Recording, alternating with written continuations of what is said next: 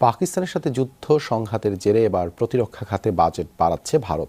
সূত্রের বরাদ্দে এই তথ্য প্রকাশ করেছে দেশটির গণমাধ্যম এনডিটিভি। প্রতিবেদন অনুসারে সামরিক বাজেট আরও 50,000 কোটি রুপি বৃদ্ধি করেছে মোদী সরকার। ফলে এই খাতে বরাদ্দ ছাড়াবে 7 লাখ কোটি।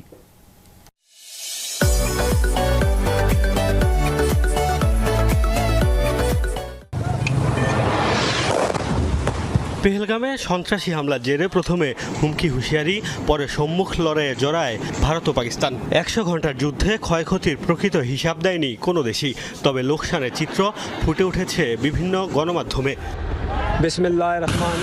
অপারেশন বুনিয়ান উন মারসুস পরিচালনার মাধ্যমে বেশ কিছু ভারতীয় সামরিক স্থাপনা ধ্বংসের দাবি পাকিস্তানের।